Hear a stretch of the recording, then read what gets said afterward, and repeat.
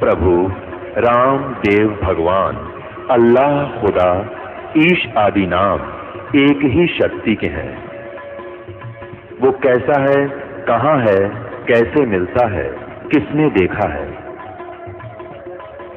ये प्रश्नवाचक चिन्ह पूर्ण रूप से हटाने के लिए अवश्य सुनिए जगत गुरु तत्वदर्शी संत रामपाल जी महाराज के अमृत वचन, सर्व पवित्र धर्मों के पवित्र शास्त्रों के आधार पर।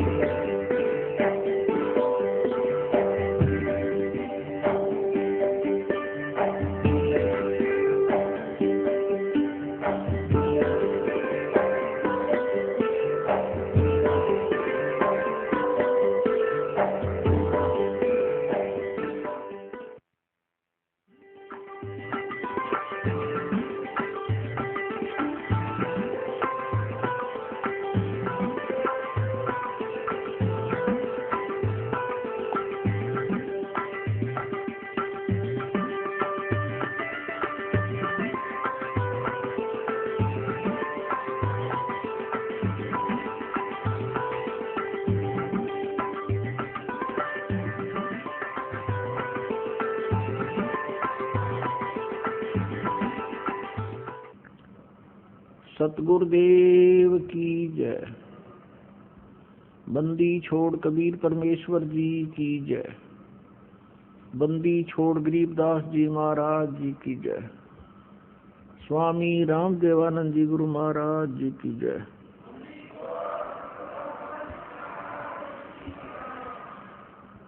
सर्व संतों की जय, सर्व भक्तों की जय, धर्मी पुरुषों की जय। श्री काशी धाम की जय, श्री छुडानी धाम की जय, श्री करौथा धाम की जय, श्री बरवाला धाम की जय। सत साहिब ग्रीब नमो नमो सतपुरुष को नमस्कार गुरु की नहीं। सुर नर मुनि जन साधुओं संतों सर्वस्दी नहीं। सतगुरु साहेब संत सब डंडो तुम प्रणाम। आगे पीछे मध्य हुए तिनको जान कुर्बान। नराकार निर्विषम काल जाल वैवंजनम। निर्लेपम निज निर्गुणम अकल अनुपवेशुंदनम। सोहम सुरति समाप्तम सकल समाना निर्तलय। उज्ज्वल हीरंबर हरदमम बेपरवा अथा है वार पार नहीं मद्यतम। गरीब जो सुमरे सिद्ध होई गणनायक गलताना। करो अनुग्रह सोई पारस पद परवाना। आदि गणेश मनाऊं गणनायक देवन देवा। चरण कमल लो लाऊं आजंत करूं सेवा। परम शक्ति संगीतम रिधि सिद्धि दाता सोई। अवगत गुण अतीतम सतपुरुष निर्मोही। जगदम्बा जगदीशम मंगल रूप मुरारी। तन मन अर्पों शीशम भक्ति मुक्ति भंडारी। सुर नर मुनि जन ध्यावे ब्रह्मा विष्णु महेशा। शेष सहस मुख गावे पूज्य आदि गणेशा। इंद्र कुबेर सरीखा वरुण धर्म राय धावे। समर्थ जीवन जी का मन इच्छा फल पावे। 33 कोटि अधारा ध्यावे सहस 88। उतरे भव जल पारा कट है यम की फांसी। 33 कोटि अधारा ध्यावे सहस 88। उतरे भव जल पारा कट है यम की फांसी। कर जोरूं विनती करूं धरूं चरण पर शीस। गुरु जी राम देवानंद जी महाराज ने दियो नाम बख्शीश। कोटि कोटि सिजदा करूं कोटि कोटि प्रणाम। चरण कमल में राखियो मैं बंदी जाम गुलाम। कुत्ता हूँ गुरुदेव का रामपाल दास का नाम। गले प्रेम की जेवड़ी, जहाँ खेचो हाँ जाऊं, तो करो तो बावड़ू, दूर दूर करो तो जाऊं, जो राखो तो ही रहूं, जो देव सो खाऊं।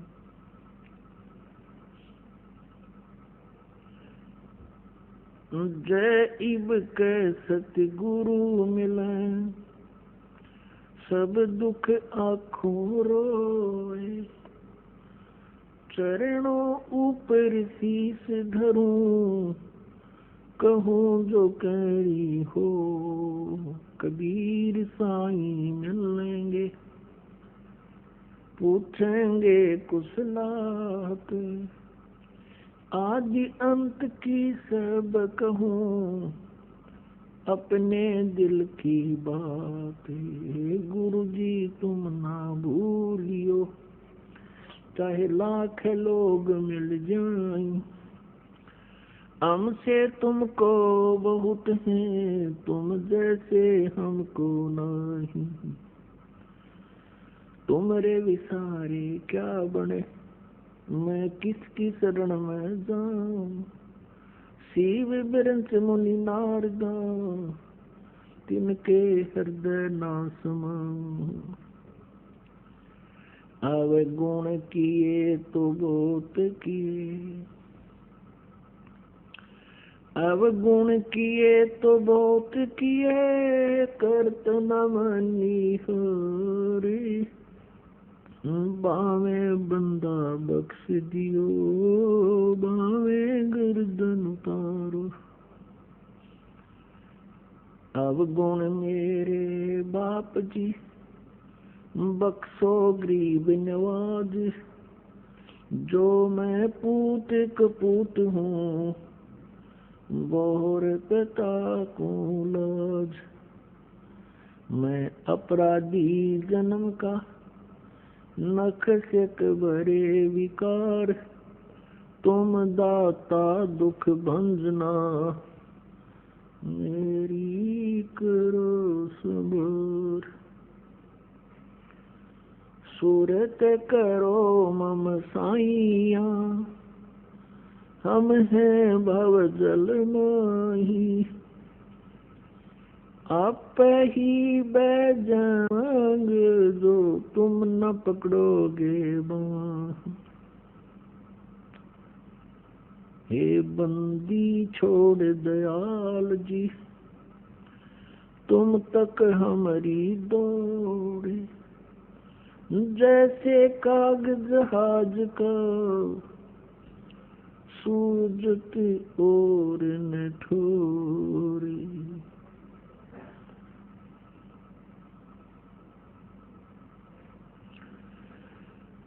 पूर्ण ब्रह्म, परम अक्षर ब्रह्म, सर्वश्रेष्ठी रचनहार कबीर देव जी, ये हम सभी आत्माओं के जनक हैं। ये हम सबके उत्पत्ति करता है। उसी परमेश्वर की असीम कृपा से आप जी यहाँ सत्संग के अंदर उपस्थित हुए हो।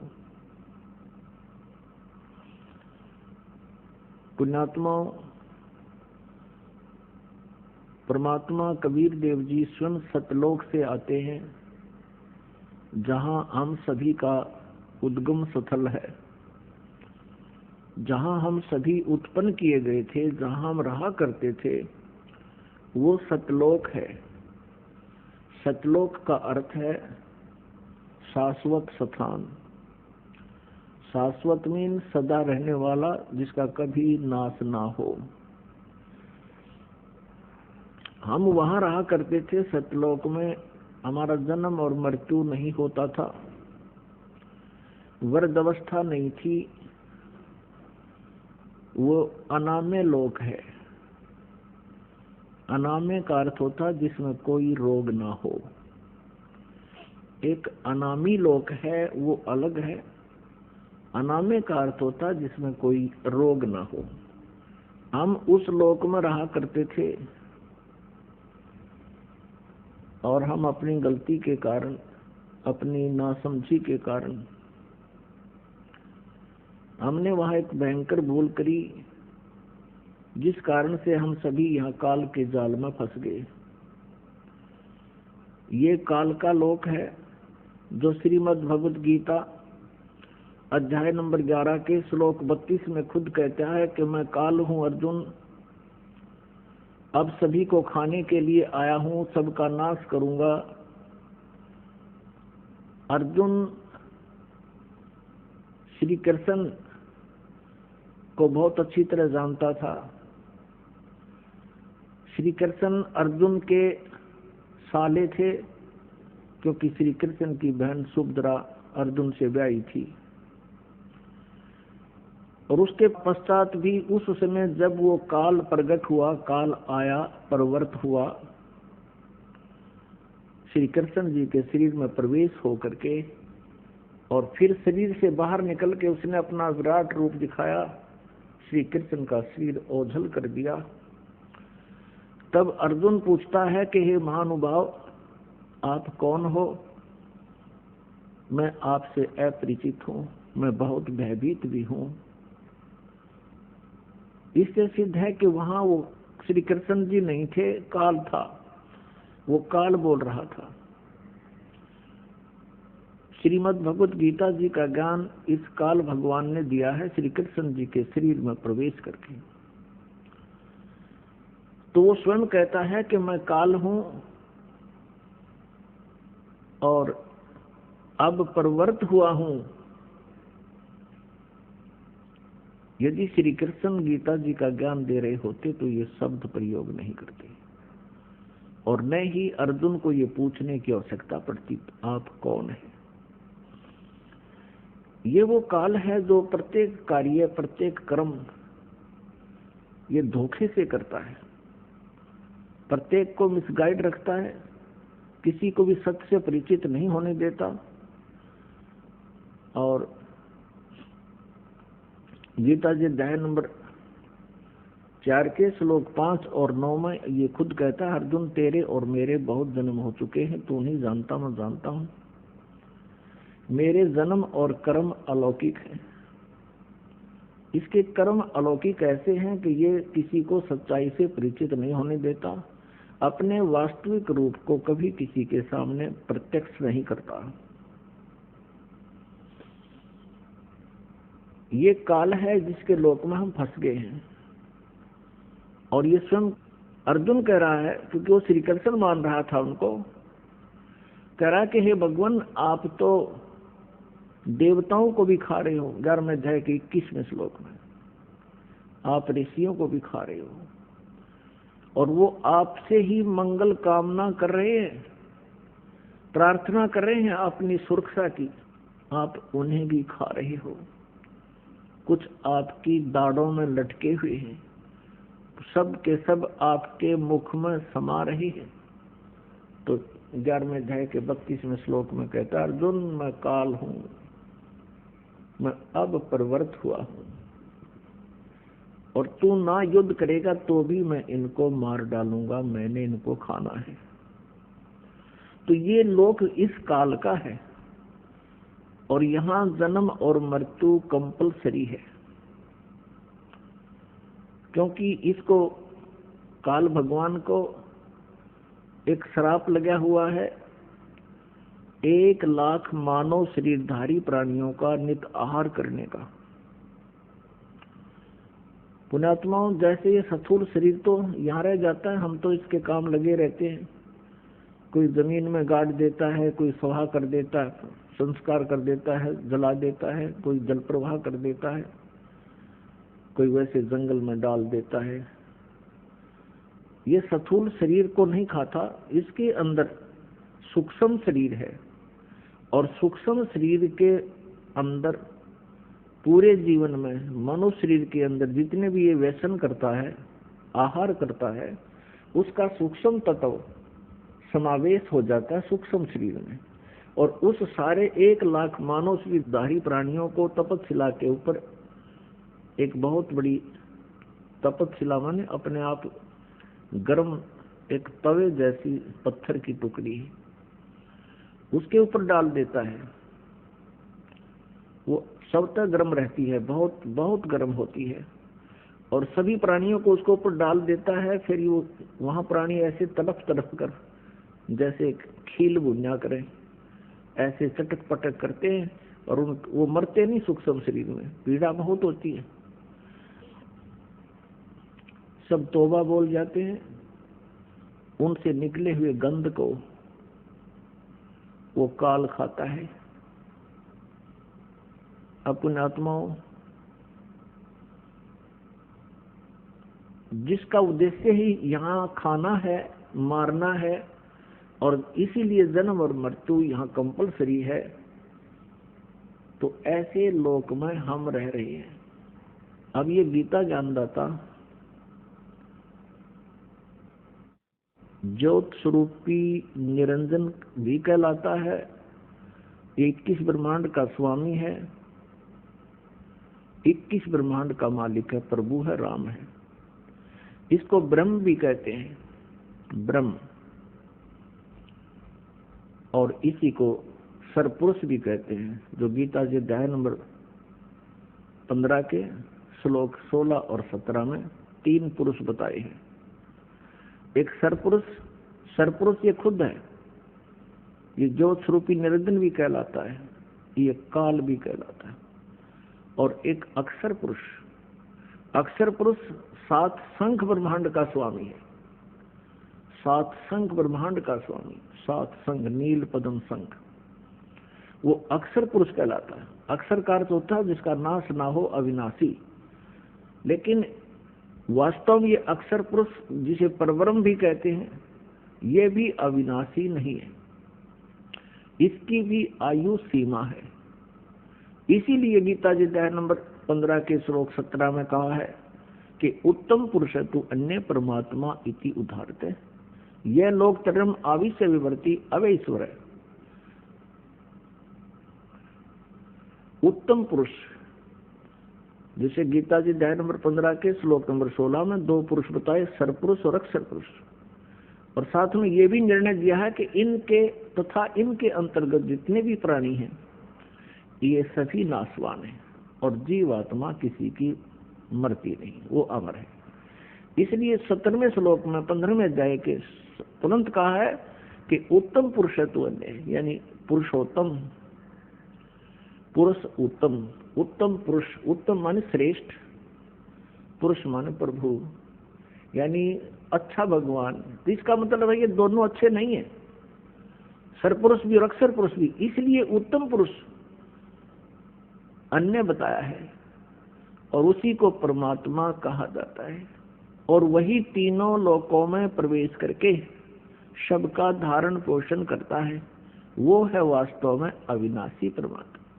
अब यहाँ ये भ्रमित संत, ऋषि, गुरु आपको भ्रमित कर सकते हैं। 15वें अध्याय के 18वें श्लोक में गीता जी में ये सरपुरुष गीता ज्ञानदाता कहता है कि मैं लोक वेद के आधार से पुरुषोत्तम प्रसिद्ध हूँ, क्योंकि मेरे अंतर्गत, मेरे 21 ब्रह्मांड में जितने भी प्राणी मेरे प्राधीन हैं, उनसे मैं उत्तम हूँ, उनसे श्रेष्ठ हूँ, उनसे तगड़ा हूँ।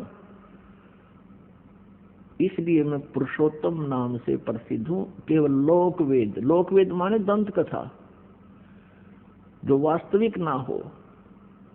जैसे हम अभी तक श्री ब्रह्मा जी, श्री विष्णु जी, श्री शिव जी को अजन्मा कहा करते थे, सुना करते थे।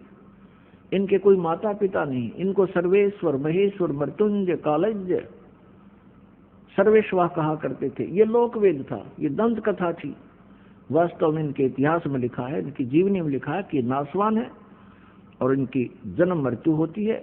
इनकी माता दुर्गा है और पिता ज्योत निरंजन काल, ये सरपुरुष है।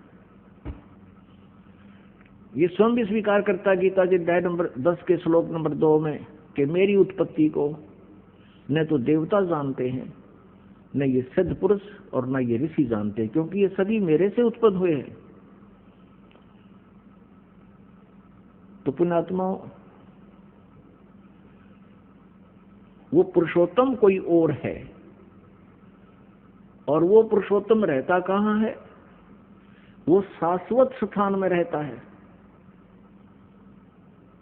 सनातन परम धाम में रहता है, और वहां से चलकर आता है। हम सभी आत्माएं उस परम अक्षर ब्रह्म सत्य पुरुष कबीर देव जी की हैं। वो हम सबका पिता है, चींटी से लेकर हाथी, रंग से लेकर राजा तक का। लेकिन यहाँ काल ने हमें अपने स्वरूप से ही अपरिचित करा दिया, हमारे वास्तविक ठिकाने से हमें गुमराह कर दिया। यहाँ जन्म मरण का विधान हमें फाइनल बता दिया, अपने आप को इसने निराकार सिद्ध करवा दिया। क्योंकि ऋषि महर्षियों ने परमात्मा पाने की चेष्टाएं की, क्योंकि आत्मा परमात्मा से बिछुड़ने के उपरांत उसी दिन से इसकी खोज में लग गई, क्योंकि आत्मा को परमात्मा के अभाव का बहुत गहरा धक्का लगा।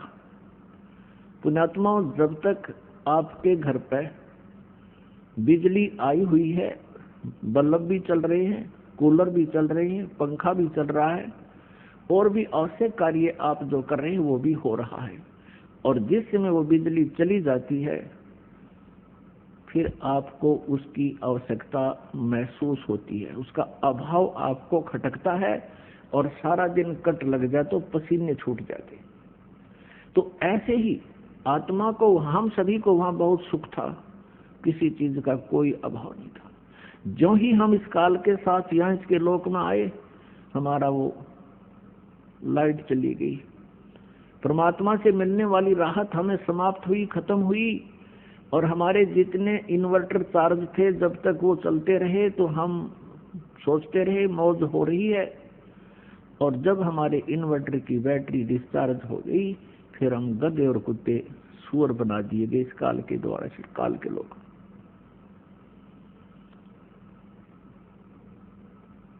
तो पुण्यात्माओं, उस परमेश्वर की तलाश हमने उसी समय से शुरू हो गई, क्योंकि सबसे पहले हम सभी को इस काल ने अपने कृत्रिम स्वर्ग लोक में रखा, कृत्रिम, बनावटी, नकली, और वहां हमारी ही पूंजी को हमें ही देता रहा। एक रेस्टोरेंट बना लिया इसने। हम जो वहां राम नाम की पूंजी लेकर आए थे, उस रेस्टोरेंट में इसने हमसे छीन ली, और सुविधाएं जो देता था उसके चार्जिंग शुरू कर दिए, उसके चार्ज हमसे लेने शुरू कर दिए। जब हम कंगाल हो गए, पृथ्वी पर पटक दिए, कुत्ते और गधे सुअर बना दिए, और मनुष्य जीवन, एक मानव जीवन इसमें हमें देना पड़ रहा है, क्योंकि इसको परमात्मा ने एक श्राप लगा दिया। यदि पुण्यात्माओं इसको परमात्मा श्राप नहीं देते, परमेश्वर कबीर जी, तो ये हमें मनुष्य जीवन कभी नहीं देता, इस पृथ्वी पर पटक देता सजाएं भोगने के लिए, और ऊपर हमें कभी भी अपने मूल ठिकाने का पता नहीं लगता। ये रहम किया भगवान ने। तो वो परमात्मा, ऋषि महर्षियों ने परमात्मा के पाने का प्रयत्न किया। वेद परमेश्वर कबीर जी द्वारा दिए गए थे, 5 वेद। इस काल भगवान ने उनमें से 4 रख लिए, एक नष्ट कर दिया, 5वां वेद सूक्ष्म वेद। उस सूक्ष्म वेद के अंदर सभी जानकारी थी, हम कौन हैं, कहाँ से आए हैं, हम यहाँ कैसे फंसे हैं, और वापस सवलोक जाने का, अपने सतलोक जाने का कौन सा मार्ग है, कौन सी विधि है, कौन सी वे ऑफ वर्शिप है, पूजा की विधि है, उसमें पूरी डिटेल से लिखा हुआ है। जैसे गीता जी अध्याय नंबर 4 के श्लोक नंबर 32 में गीता ज्ञानदाता कहता है कि जो आपने ज्ञान सुना है अध्याय नंबर 4 के 25 से लेकर 31 तक, कोई कैसी साधना करता है, कोई देवताओं को पूजता है, कोई केवल योग अभ्यास ही करता है, कोई स्वाध्याय करता है, कोई अहिंसा के कठिन व्रत रखता है, मुंह पर पट्टी बांध ली, नंगे पैरों घूमना, ये सब साधनाएं कर रहे हैं, लेकिन अपनी अपनी साधना को ये पापनाशक ही जानते हैं। लेकिन चौथे अध्याय के 32वें श्लोक में कहा है कि वो वास्तविक इन यज्ञों की जानकारी, यज्ञ माने धार्मिक अनुष्ठानों की जानकारी सच्चिदानंद घन ब्रह्म की वाणी में, ब्रह्मणे मुखे, ब्रह्मणे मुखे माने सच्चिदानंद घन ब्रह्म यानी परम अक्षर ब्रह्म की वाणी में विस्तार से कहा गया है। उनके जानने से तू सर्वथा कर्म बंधन से मुक्त हो जाएगा। तो वो ज्ञान इस काल ने छुपा दिया और मूर्ख बनाने के लिए कह दिया कि तू किसी संतों से पूछ ले, मैं नहीं जानता। और जब परमात्मा आते हैं संत रूप में, वो मिसगाइड करता है सबको कि ये झूठा है, कपटी है, ये वेदों को नहीं जानता है, तो हम परमात्मा को पहचान नहीं पाते हैं, जिस कारण से हम काल के जाल में फंसे रहे। तो यहाँ उन ऋषि महर्षियों ने इस काल के द्वारा भ्रमित किए हुए ज्ञान के आधार से, लोक वेद से और तथा इन चारों वेदों के आधार से, जिसमें इनकम्प्लीट स्पिरिचुअल नॉलेज है, जिनके अंदर अधूरा आध्यात्मिक ज्ञान है, उस ज्ञान को ही हम संपूर्ण मानकर उसी के आधार से हम साधनाएं करते रहे। ऋषियों ने ओम नाम को सुप्रीम नाम मान लिया, मंत्र अंतिम, और ब्रह्म का जाप बताते रहे। और ओम नाम की साधना से क्या होता है? ब्रह्मलोक प्राप्ति होती है। गीता जी अध्याय नंबर 8 के श्लोक नंबर 16 में कहा कि ब्रह्मलोक पर्यंत भी सभी लोग पुनरावर्ती में है। पुनरावर्ती का अर्थ है वहां गए हुए प्राणी भी पुनर्जन्म मृत्यु में आते हैं। वो शाश्वत स्थान नहीं है, वो सनातन परम धाम नहीं है, वो भी विनाश में आता है। ऋषि महर्षियों ने ओम नाम का जाप जपना शुरू किया, क्योंकि यजुर्वेद अध्याय नंबर 40 के मंत्र नंबर 15 में स्पष्ट किया है कि वायु अनिलम अमृतम अथिदम बसवांतम शरीरम ओम कर्तु समर किलवे समर कर्तुम समर। अब इन ऋषि महर्षियों ने यहाँ से ओम नाम तो सिलेक्ट कर लिया कि परमात्मा का केवल एक ओम मंत्र है। उसका काम करते करते विशेष कसक के साथ मनुष्य जीवन का प्रथम कर्तव्य जान के ओम नाम का जाप कीजिए और अपना मूल कर्तव्य जानकर कीजिए, कसक के साथ कीजिए। जिससे क्या होगा कि जब शरीर छूट कर जाएगा, जब तेरा अंत होगा, भस्मांतम शरीरम, शरीर भस्म होगा, तेरे शरीर का अंत होगा, देहांत होगा, उस समय तू उससे उस अमरत्व को प्राप्त करेगा जो ओम नाम के जाप से तुझे प्राप्त हो सकता है। वो कितना हो सकता है उसकी भक्ति और साधना पर डिपेंड करता है।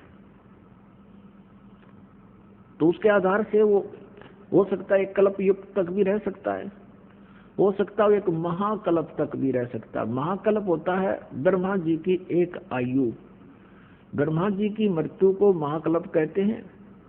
और 1000 जो उसका दिन है, 1000 की रात्रि, इसको कल्प बोलते हैं। 1000 चतुर्युग की जो, और इतने ही का दिन, इतनी ही रात्रि, तो इसको एक कल्प बोलते हैं। और ब्रह्मा जी की आयु को एक महाकल्प कहते हैं। तो वहां जितने जिसने साधना की है, ओम नाम के जाप का जितने अधिक मंत्र किए हैं, कोई कम किए हैं, तो उसी आधार से कोई कितने वर्ष तक, कोई कितने वर्ष तक रह करके फिर पुनर्जन्म में अवश्य आते हैं।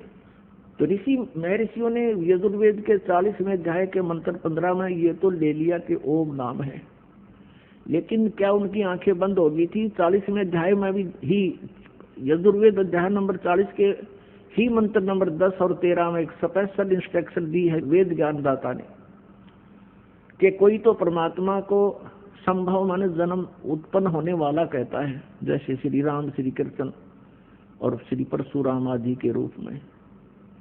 और कोई असंभवात, यानी कोई कहता वो जन्म नहीं लेता, कोई संभवात कहता है, कोई असंभवात कहता है। लेकिन इसकी विशेष जानकारी, वास्तविक जानकारी तो धीराणाम माने तत्वदर्शी संत, जिनका ज्ञान टिकाऊ है, धीर पुरुष, वही बता सकते हैं, उनसे सुनो।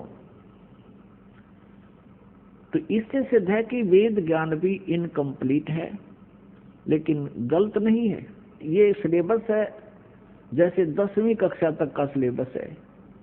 आगे की पढ़ाई पढ़नी है तो वो लेक्चरर अलग होते हैं, उनका सिलेबस भी अलग भिन्न होता है। तो इस प्रकार वो तत्वदर्शी संत की खोज के लिए वेदों में भी कहा है। और यही वेद, चारों वेदों का सारांश है श्रीमद् भगवत गीता। अध्याय नंबर 4 के श्लोक नंबर 34 में कहा है कि जिस तत्व ज्ञान के विषय में मैं अपरिचित हूँ, गीता ज्ञानदाता कहते हैं, जिसके विषय में चौथे अध्याय के 32वें श्लोक में बताया है कि वो सच्चिदानंद घन ब्रह्म की वाणी में ब्रह्मणे मुखे, जो परमेश्वर की वाणी है, उनके मुखारविंद से उच्चरित वाणी है, वो उसमें जो ज्ञान है कबीर वाणी में, वो तत्व ज्ञान है। उस ज्ञान को तू चौथे अध्याय के 34वें श्लोक में कहा है तत्वदर्शी संतों के पास जाकर समझ, उनको दंडवत प्रणाम करने से, कपट छोड़कर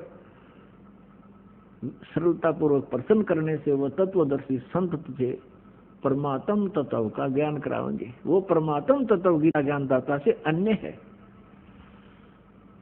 जिससे वो स्वयं अपरिचित है। तो पुण्यात्मा, उस परमात्मा की भक्ति प्राप्त नहीं हुई इन ऋषि महर्षियों को, और ये वेद ज्ञान को समझ नहीं सके, और जिस कारण से ये जन्म और मृत्यु के दीर्घ रोग में उलझे रहे, फंसे रहे, इससे ग्रस्त रहे, और अन्य को भी इन्होंने इसी फांसी में फंसा दिया।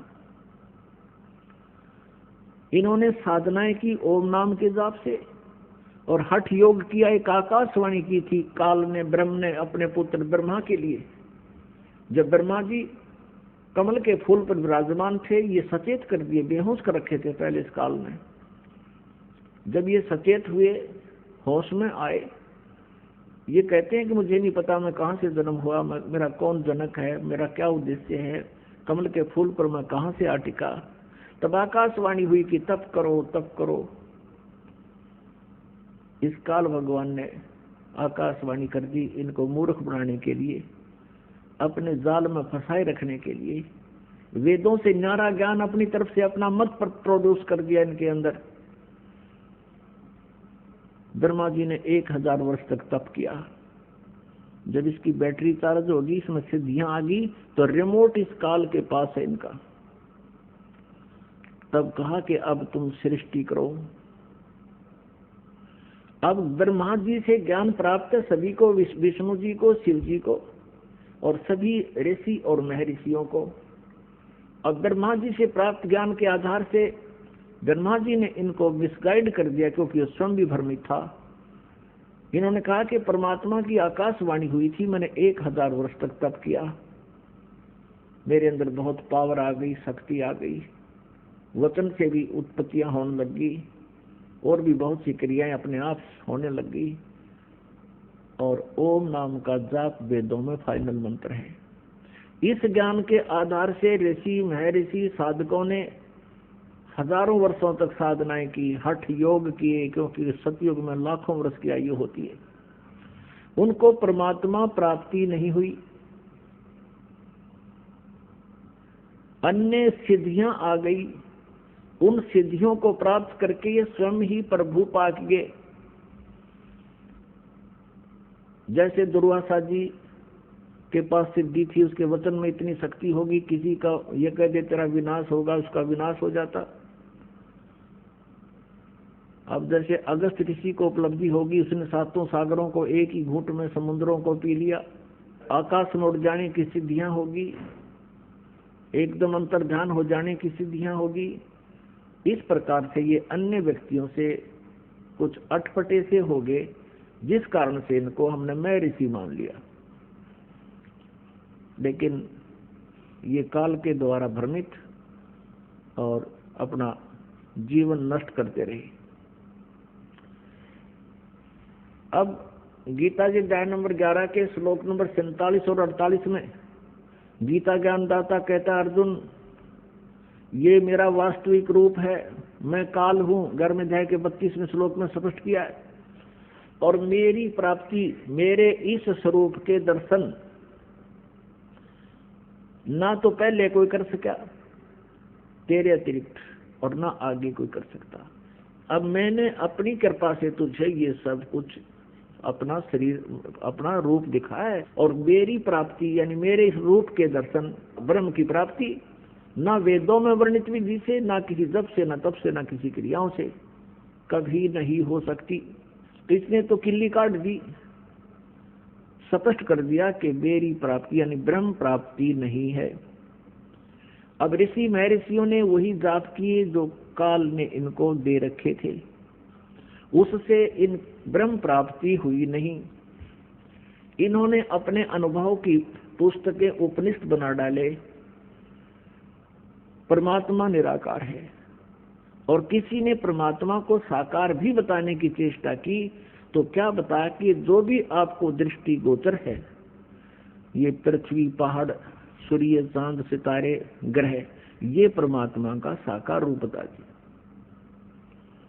और आज तक यही अज्ञान आधार सबके अंदर भरा पड़ा था। अब पुण्यात्माओं, गीता ज्ञान दाता और वेद ज्ञान दाता ये ब्रह्म है। ये स्वयं कहता है कि उस परमात्म तत्व की जानकारी तो तत्वदर्शी संत बताएंगे,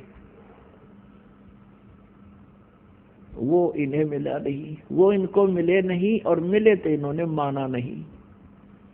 क्योंकि परमेश्वर कबीर देव जी ये हमारे सबके मालिक हैं, और यही यहाँ हमें इस यथार्थ ज्ञान को, सूक्ष्म वेद को जो काल ने नष्ट कर दिया, समाप्त कर दिया, उसको पुनः देने के लिए, बताने के लिए आते हैं।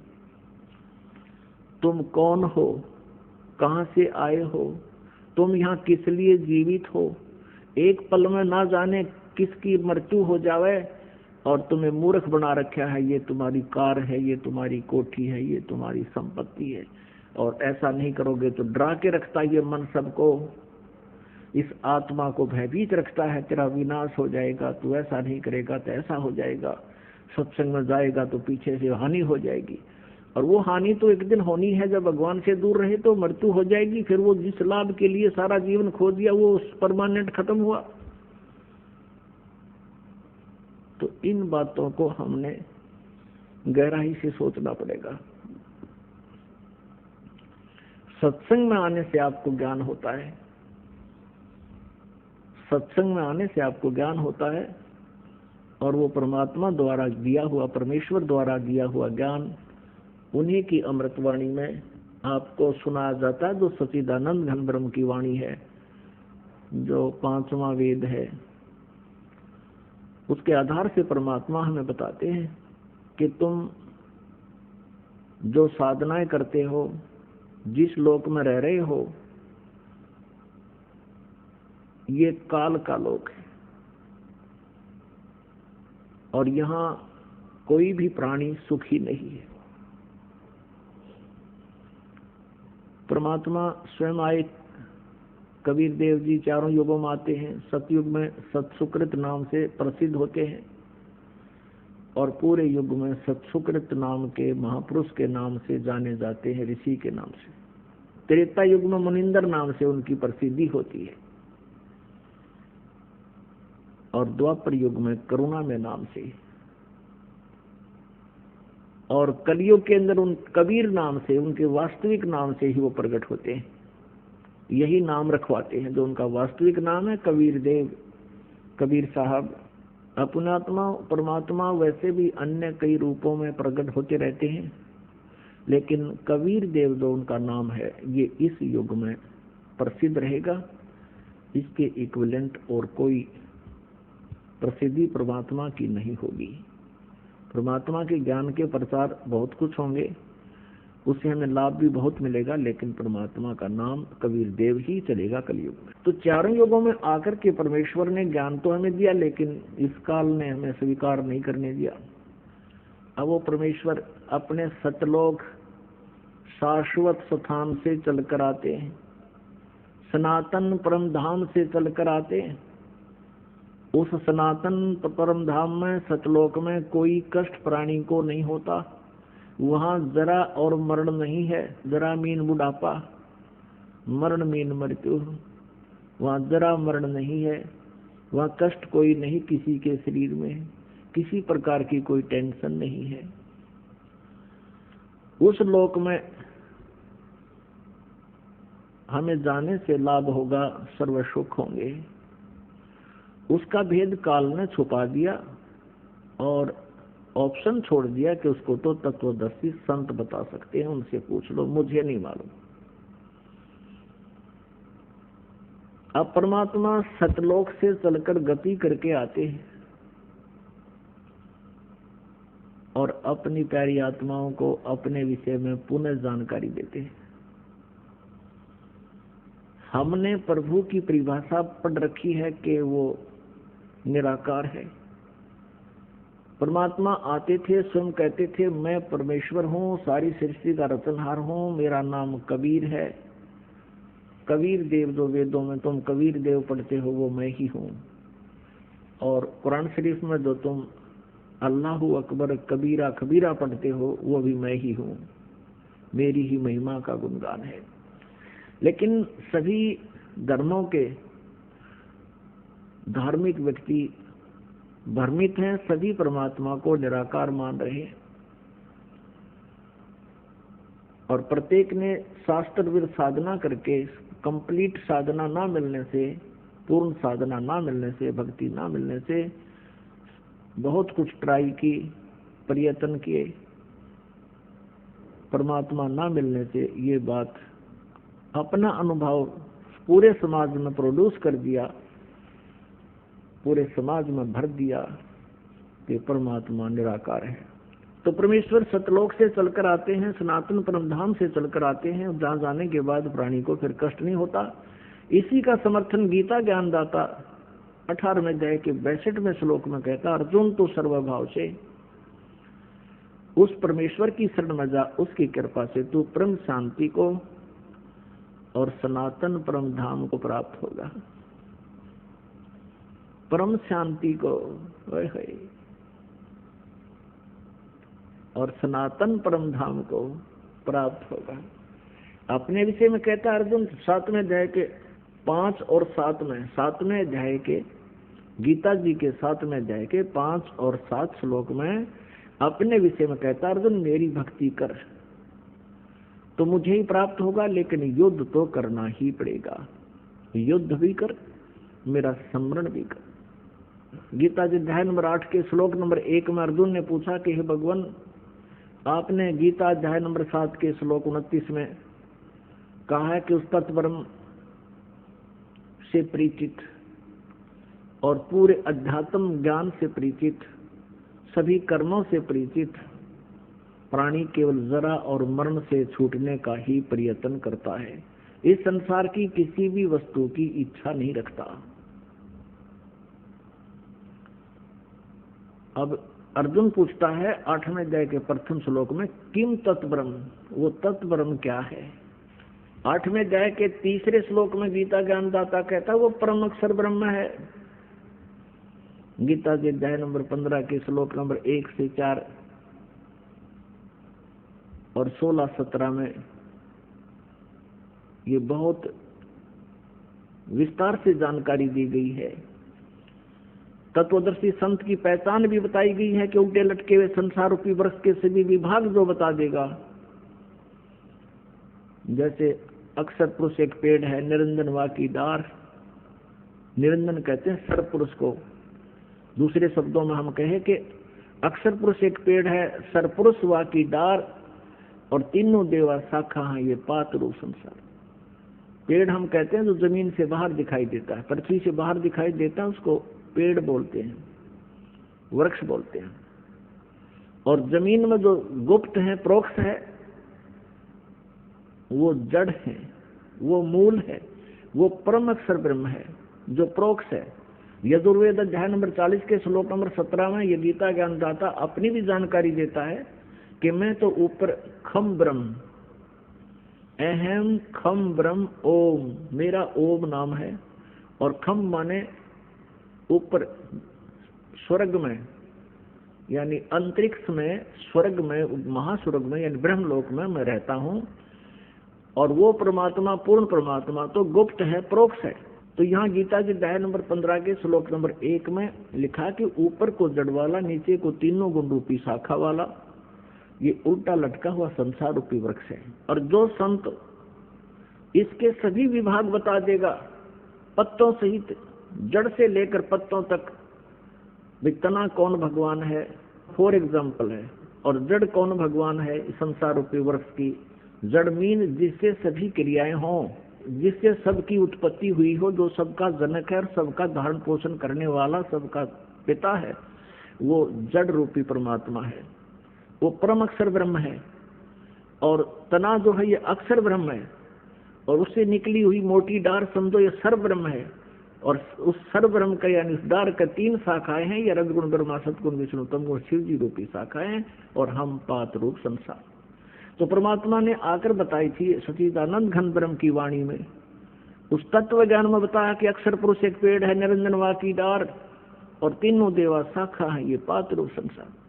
गीता ज्ञान दाता कहता है कि जब तुझे तत्वदर्शी संत प्राप्त हो जा, उसके पश्चात 15वें अध्याय के 4थे श्लोक में कहा कि उसके पश्चात परमेश्वर के उस परम पद की खोज करनी चाहिए, जहां जाने के बाद साधक फिर कभी लौटकर संसार में नहीं आते। अर्थात वो पूर्ण मोक्ष प्राप्त कर जाते हैं, उनके सब संकट मिट जाते हैं। और फिर कहता है कि जिस परमेश्वर ने अपने से अन्य परमेश्वर के बारे में कह रहा है कि जिस परमेश्वर से संसार रूपी वृक्ष की प्रवृत्ति विस्तार को प्राप्त हुई है, अर्थात जिसने सभी ब्रह्मांडों की रचना, सभी आत्माओं की रचना की है, और उसी की भक्ति कर, नथिंग एल्स। गीता ज्ञानदाता कहता है कि उसी की भक्ति कर, मैं भी उसी की शरण में हूं और सबकी पूजा त्याग दे तू। 15वें अध्याय के 16 और 17 में 3 प्रभु, सर्वपुरुष, अक्षर पुरुष और परम अक्षर पुरुष। सर्वब्रह्म, अक्षर ब्रह्म, परम अक्षर ब्रह्म, इन तीनों की जानकारी विस्तार से है। अपुण्यात्मा, गीता जी अध्याय नंबर 7 के श्लोक नंबर 5 और 7 में गीता ज्ञानदाता कहता है, मेरी भक्ति कर मुझे प्राप्त होगा, लेकिन शांति कति नहीं, युद्ध भी करना होगा, युद्ध भी कर, मेरा स्मरण भी कर। और यदि गीता जी अध्याय नंबर 18 के श्लोक नंबर 62 में कहा कि तुम परम शांति चाहिए, सनातन परम धाम चाहिए, तो उस परमेश्वर की शरण में जा। किसकी में? परम अक्षर ब्रह्म की शरण में जा। अपनी साधना बताता 8वें अध्याय के 13वें श्लोक में गीता जी में कि ओम इति एकाक्षरम ब्रह्म व्यवहारन माम अनुस्मरण ये प्रयाति तदम देहम स याति परमाम गतिम। माम ब्रह्म, मुझ ब्रह्म का केवल एक ओम मंत्र है, नथिंग एल्स। और इसका सुमरण कर अंतिम श्वास तक। इससे ओम नाम से मिलने वाली परम गति यानी ब्रह्म लोक प्राप्ति होगी। लेकिन ब्रह्म लोक में गए हुए प्राणी भी फिर जन्म मृत्यु में आते हैं, पूर्ण मोक्ष नहीं। गीता जी अध्याय नंबर 8 के श्लोक नंबर 16 में। यहाँ अनुवादकर्ताओं ने थोड़ी सी गड़बड़ी कर रखी है। उन्होंने अनुवाद ये कर दिया कि ब्रह्मलोक पर्यंत, ये तो ठीक कर दिया कि गए हुए प्राणी भी पुनर्वर्ती में है। अनुवाद उन्होंने वहां का गलत कर रखा है कि मुझे प्राप्त प्राणी का फिर पुनर्जन्म नहीं होता। नहीं, उसका अर्थ ये बनता है कि जो ये नहीं जानते कि ब्रह्मलोक पर्यंत भी सभी पुनरावर्ती में है, वो मुझे प्राप्त भी पुनर्जन्म को प्राप्त होते हैं। न विद्यते, विद्य का जानना होता है, जानना भी होता है। एक अक्षर का केवल एक ही अर्थ नहीं होता। इन्होंने विद्य माने नहीं होता, ये विद्य माने होना लिख दिया। विद्य माने जानना भी होता है। तो ये नहीं जानते जो कि मेरे प्राप्त प्राणी भी का पुनर्जन्म होता है, तो वो ब्रह्मलोक तक जाते हैं, वहां जाकर भी फिर वापस पुनरावृत्ति में ही रहते हैं। इसलिए तो उसने कहा कि मेरे और तेरे बहुत जन्म हो चुके हैं। 4थे अध्याय के 5वें और 9वें श्लोक में, 2रे अध्याय के 12वें श्लोक में गीता जी ने स्पष्ट किया है इसने। और 10वें अध्याय के 2रे श्लोक में कि मेरी उत्पत्ति को, मेरा जन्म तो होता है, लेकिन मेरे जन्म को ये ऋषि महर्षि ब्रह्मा विष्णु महेश ये ऋषि नहीं जानते, क्योंकि ये मुझसे उत्पन्न हुए। अब पिता के जन्म को संतान नहीं बता सकती, पिता के जन्म को दादाजी बता सकते हैं। तो उस दादाजी ने यानी हम सबके मालिक ने, कबीर देव ने, परम अक्षर ब्रह्म ने स्वयं यहाँ आकर के ये सर्व ब्रह्मांडों की रचना कैसे हुई और वो सब ज्ञान सृष्टि रचना में हमें बताया। लेकिन हमने लोकवेद बहुत सुन रखा था, परमात्मा के इस यथार्थ ज्ञान को हम स्वीकार करने में असमर्थ रहे। अब परमात्मा ने हमें समर्थ कर दिया, हमें शिक्षित कर दिया, हम काल के द्वारा भ्रमित ऋषि गुरुओं पर आधारित नहीं रहे, हम स्वयं अपने सदग्रंथों को पढ़ और पढ़ा रहे हैं और भगवान को पहचान रहे हैं। परमात्मा का पहचानना कठिन है, परमात्मा का पाना मोक्ष करना बहुत आसान है। अब यहाँ गीता अध्याय नंबर 17 के श्लोक नंबर 23 में कहा कि ओम तत्सत इति निर्देश ब्रह्मणे त्रिविधय समर्थ। ब्रह्मणे माने सच्चिदानंद घन ब्रह्म का, के स्मरण का, उसके पाने का 3 मंत्र का जाप है। ओम तत्सत, ओम तो सरपुरुष का, ब्रह्म का, और तत् और सत ये सांकेतिक है, ये अक्षर पुरुष का है, और सत भी सांकेतिक है, ये परम अक्षर पुरुष का, परम अक्षर ब्रह्म का। इन तीनों मंत्रों के जाप से परमात्मा प्राप्ति होगी, परम अक्षर ब्रह्म की प्राप्ति होगी। केवल ओम नाम का जाप करने से ब्रह्मलोक प्राप्ति होगा। जैसे कोई जड़ी है, कोई भी एक जड़ी है, जैसे हरड़ है या सौंठ है या कोई अन्य जड़ी है, उसको अकेली को खाने से उसका कुछ अन्य लाभ होता है, और उसको 2-3 जड़ियों में मिला दिया जाए, उसका कुछ और ही प्रारूप बदल जाता है, गुण में वृद्धि हो जाती है, अलग से क्रिया करता है। तो ऐसे ये अकेला ओम का नाम जब जाप किया जाता है तो वो ब्रह्म लोक तक प्राप्ति होती है, ब्रह्म तक की परम गति को प्राप्त होता है।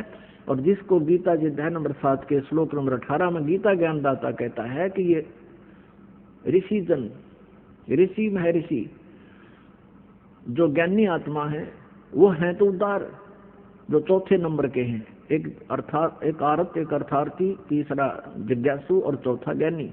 ये ज्ञानी हैं तो उदार आत्मा, लेकिन ये मेरे वाली अनुतमाम, अनुतमाम मैंने कति श्रेष्ठ गति में ही ये आस्थित रहे, आश्रित रहे। लेकिन ये आत्मा बहुत अच्छी है, भगवान के लिए समर्पित है, लेकिन मेरे वाली गति में ही ये आश्रित रहे। मेरे वाली घटिया, इन्होंने अनुतमाम का अर्थ अति श्रेष्ठ लिख दिया है। तरह गजब भैया, अरे बैड का अर्थ अंग्रेजी में कोई गुड लिखा है, उसके साथ मूर्ख नहीं।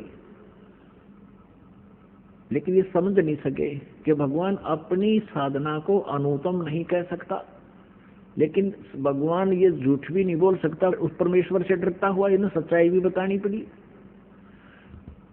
तो प्रसंग चल रहा है कि ओम तत्सत इति निर्देश है ब्रह्मणे त्रिविध समर्थ है।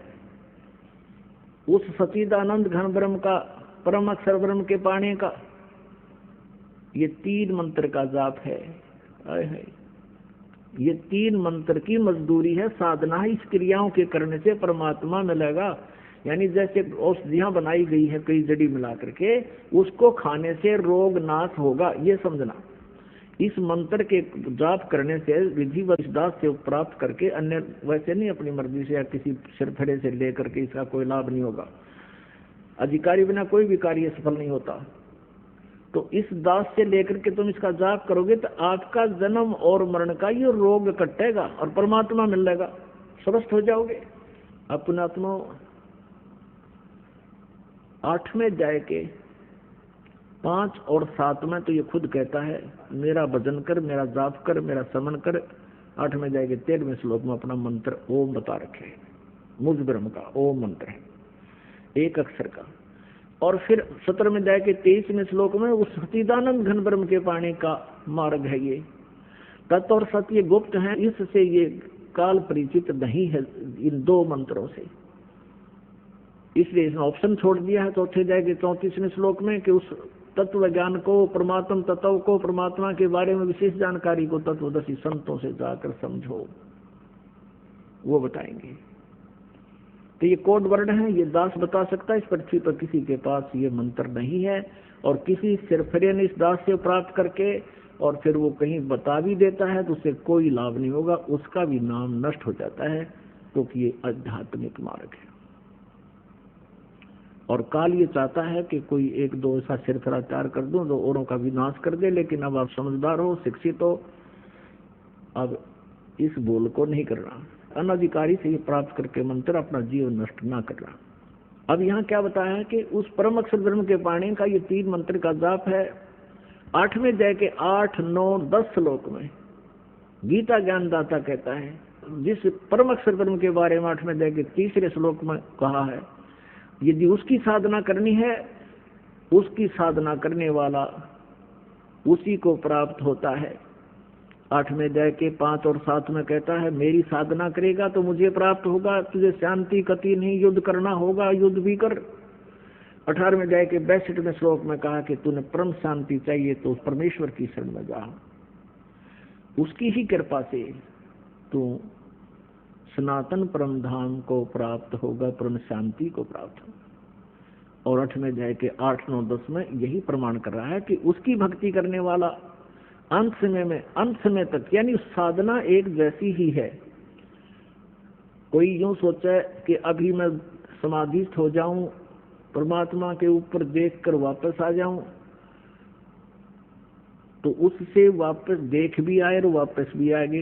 साधना पूरी ना हुई तो फिर अड़े धक्के खाओगे।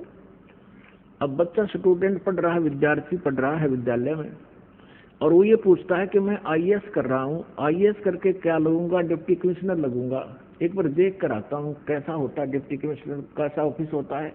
वहां देख भी आया और वापस आ गया, पढ़ाई छोड़ दी, फिर बन गया डीसी, उड़े धक्के फिर खाओगा। तो ये अंतिम सांस तक साधना करते रहना होगा, अपने यहाँ से सफल होकर जाना है, तब वहां मिलेगी ये पोस्ट आपको, अमर पद। कहाँ? सतलोक में, सचखंड में। अब क्या बताते हैं, उस परमेश्वर की साधना ना करके आप अन्य साधनाएं करते हो, भक्ति करते हो, उनसे तुम्हें लाभ नहीं होता।